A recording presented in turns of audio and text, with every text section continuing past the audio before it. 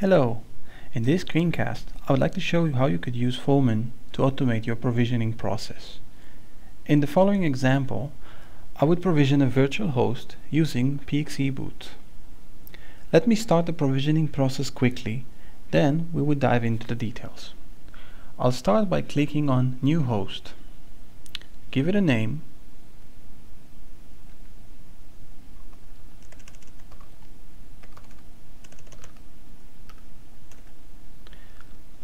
Choose a host group.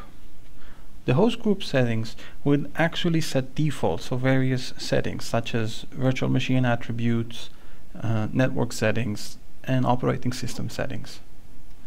Then I'll click on Submit. And the new host has been created. Let me jump into my virtual console.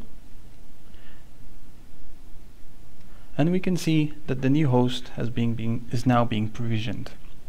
In this process, Foreman has created the DNS entries, the DTP reservations, the TFTP configuration files, the boot files that are required for the machine, and the virtual machine itself, and has prepared Puppet CA in order to facilitate that Puppet will start running immediately after the provisioning process has finished.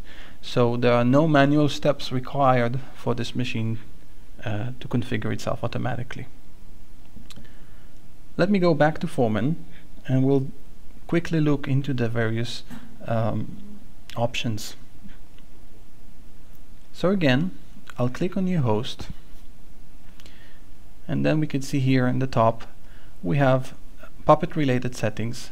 Those are for example the host group settings, the Puppet environment, the Puppet master that we want to use, and the Puppet class assignments. This is available if you use Puppet and Foreman as an external node classifier.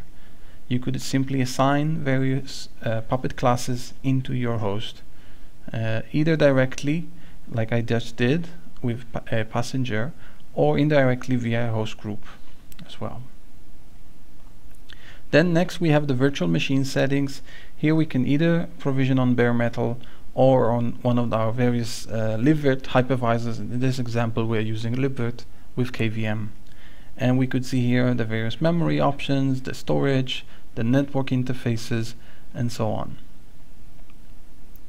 Next are the network settings. In here we have the domain where the DNS entry will be created, the subnet in which the DHCP entry would be created, and the automatically proposed IP address. Using smart proxies, Foreman can auto-assign or at least automatically suggest IP addresses that are unused in your setup, in your environment. Next are the operating system settings such as architecture, the operating system itself. Foreman supports a large variety of operating systems such as Red Hat based, Debian based, SUSE based, and Solaris based. And we have the medium where we are installing from, and the layout, the disk layout that we are using. And that's it for this episode. Obviously, just to mention that when Foreman, the host has been successfully created, then Foreman would automatically import its facts, so we would see them here, and would also see the Puppet report that comes in once the host has been created.